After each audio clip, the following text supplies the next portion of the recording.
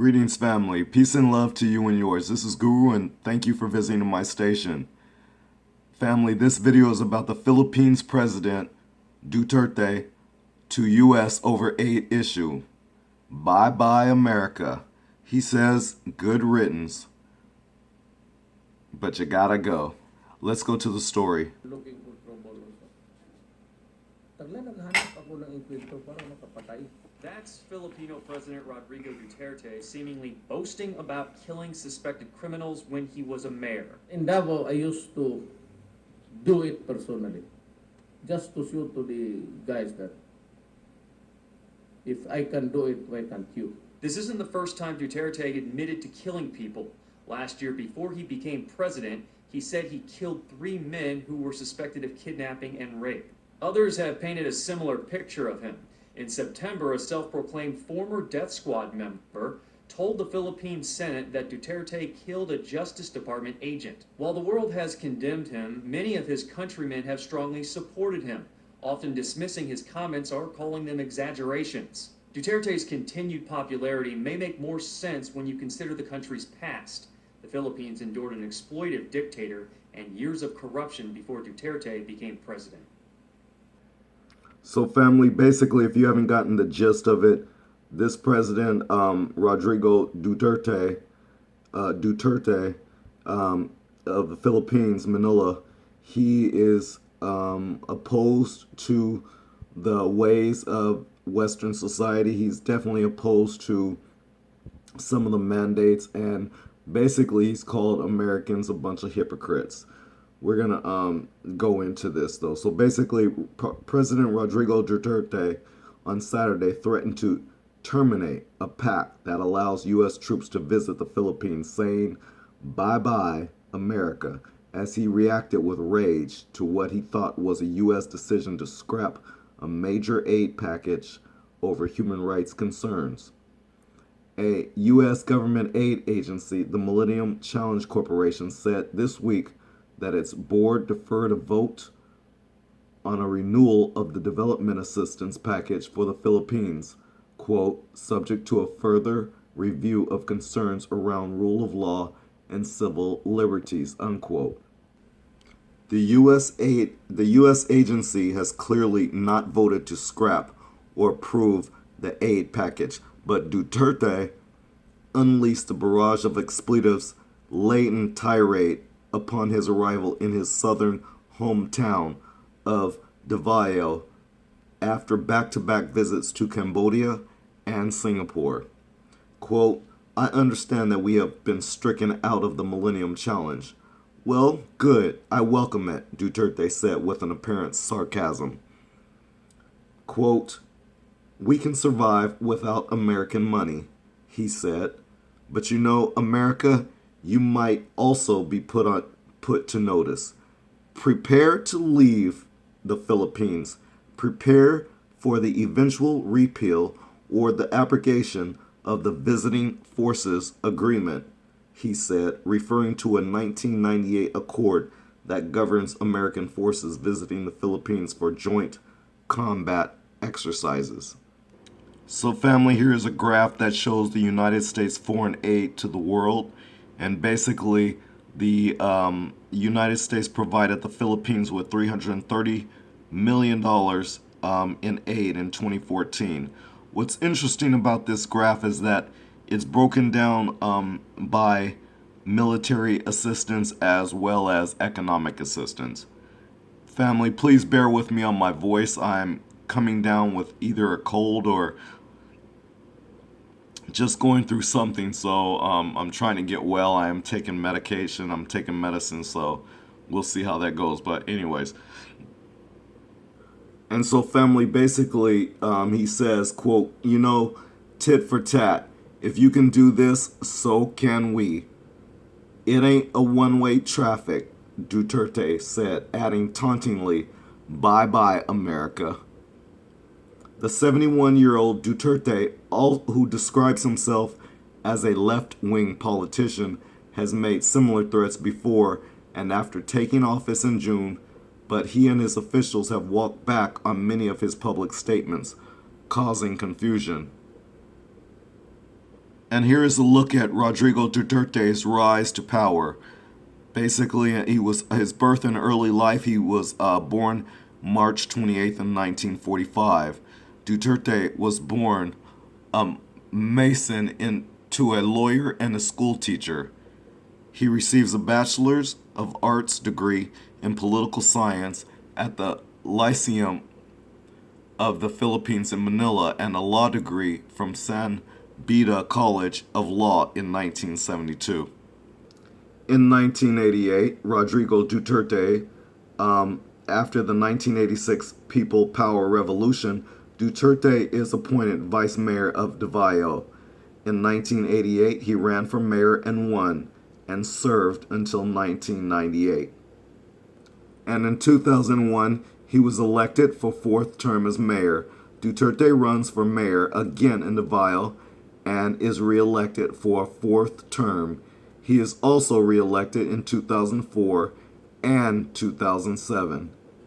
And in 2009, he makes this assassination comment. This was February. In February 2009, Duterte tells reporters, quote, "If you are doing an illegal activity in my city, if you are a criminal or part of a syndicate that preys on the innocent people of the city, for as long as I am the mayor, you are a legitimate target of assassination," unquote. A Human Rights Watch reports that most victims of the killings are alleged drug dealers, petty criminals, and street children who may have connections to gangs. And in 2013, another term as mayor. In 2013, Duterte again runs for the post of Davao City Mayor, and he wins. Then on November 21st, 2016, he announces the bid for presidency. Duterte announces his campaign for the presidency of the Philippines in a private meeting with fraternity brothers from San Beda College. Then on May 7, 2016, he promises to kill 100,000 dealers. In his final campaign rally, Duterte says he will kill 100,000 drug dealers and states, quote, "Forget the laws on human rights. If I make it to the presidential palace, I will do just what I did as mayor. You drug pushers, hold up men, and do nothings, you better go out because I'd kill you," unquote, he said at his final campaign rally. "I'll dump all of you into Manila Bay and fatten all the fish there." And the people so loved that message that May 27, 2016, he, Rodrigo Duterte, was elected president. On May 27, 2016, the 16th Congress of the Philippines proclaims Duterte the president-elect of the Philippines. He won with 16,601,997 votes, which equates to 39.1%, which is 6.6 million more than his nearest rival. Then on July of 2016, there is a kill list. The Philippine Daily Inquirer publishes a kill list documenting the extrajudicial killings of suspected criminals involved in drug trafficking by police. Also in July of 2016, he made homophobic comments. Duterte is criticized for directing homophobic slurs toward the U.S. ambassador to the Philippines after stating, quote, "As you know, I'm fighting with U.S. Secretary of State John Kerry's ambassador, his gay ambassador, the son of a whore. He pissed me off," unquote. Then in August, he criticizes President Obama at the 2016 ASEAN Summit, ASEAN Summit. Duterte criticizes President Obama, saying, quote, "I am no American puppet. I am the president of a sovereign country, and I am not answerable to anyone except the Filipino people. You must be respectful. Do not just throw away questions and statements. Son of a whore, I will curse you in that forum," unquote. The United States cancels the meeting planned to discuss the 2,400 Filipinos who died during Duterte's war on drugs. Well, of course they would cancel that because then they would have to answer some of his questions, I'm sure. And I'm sure the United States didn't want to do that because, after all, people who know the truth, and listen, the truth you can never escape. You can never hide. You can try to lie about it, but the truth will always reveal itself. That's all I'll say. Then, in September 30th, 2016, Duterte says he's happy to slaughter drug suspects. Duterte declares he is, quote, happy to slaughter, unquote, 3 million addicts in the Philippines, likening his operation to Hitler and the Holocaust. As of October 5th, over 3,000 alleged dealers have been killed. Family, on that note, covering his history, that is the end of that segment. Before I move on in this video, I just have to say that I think he did something that probably a lot of people think about, and that is getting rid of drug dealers. The United States, unfortunately, is filled with them. This country seems to love them because they destroy people's lives. And then there's the greedy bastards who take advantage of vulnerable people, who take advantage of people's circumstances. So if you are depressed or down and out, there's some drug dealers out there who will help take care of your worries, at least temporarily. And it's disgusting. It's filthy, nasty. It's just the worst. And so what he's done, what President Duterte of the Philippines has done, he went out and killed all those drug dealers. He's done something that America just can't seem to have an answer or a solution to at all. Why? Because she doesn't really want any. And so then you want to put up a mirror to his face because he has answers to take care of pigs in his streets who are trying to tear down his people, and you want to put up a mirror to him? Yeah, I guess you will cancel your meeting with him because, yes, you would have to answer to some of his questions. And I know you don't want to do that because we know you are afraid of the truth. You're afraid to answer to the truth. And so anyways, we're going to continue on this video. So, while calling Americans, quote, sons of bitches, unquote, and hypocrites, Duterte praised China as having, quote, the kindest soul of all, unquote, for offering what he said was a huge financial assistance. So, quote, so what do I need America for, unquote, he said, or he asked, rather. He also said Russia can be a very important ally, adding, quote, they do not insult people. They do not interfere, unquote. So basically what he's saying is he's feeling that Americans like to insult people. And what do we have? On social media, we have nothing but racists who come on our channels and our stations and ridicule and insult. So he is telling the truth there. I wonder who are these people who he's talking about. I would imagine he's talking about white Americans more than anyone.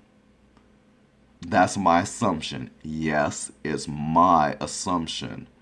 That's who he's talking about.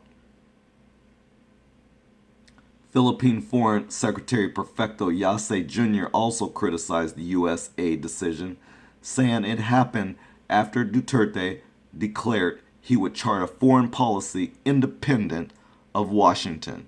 So, of course, he's a thinking man, someone who thinks on his own, and because he has his own ideas for his own country and for his own people, of course, Washington didn't like it. and this is how we are. This is what we stand behind, is we don't like other countries having their own thoughts and ideas. No, that's shameful is what it is. It's shameful. So the Philippines had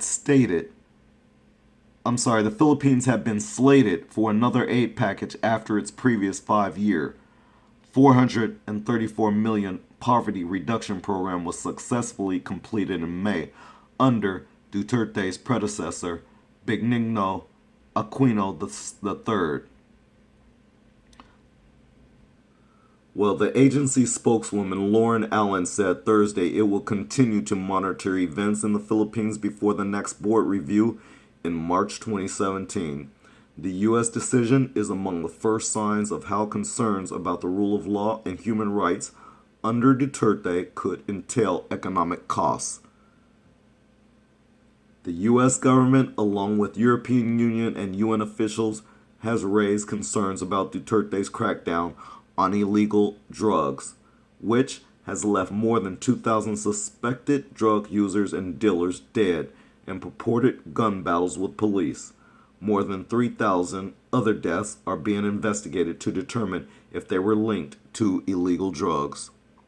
Duterte, who has had a difficult relationship with President Barack Obama, said he would change his mindset if President-elect Donald Trump appeals to him. Quote, I have talked to Trump. He is very nice, very courteous. I could not sense any hostile drift, or even the manner he was saying it. So, in deference, I'll just wait, unquote. He goes on to say, quote, I will let Obama fade away, and if he disappears, then I will begin to reassess, unquote. Duterte said, adding that he and Trump acknowledged each other's similarly brash manners. Quote, we talk in the same language, Duterte said. He recalled that when he told Trump in a recent phone call that, quote, I like your mouth, it's like mine, unquote, he said, Trump responded by saying, quote, yes, Mr. President, we're similar. Quote, and you know, people with the same feather flock together, unquote, Duterte said. And so, family, this graph is as recent as September 30th, 2016.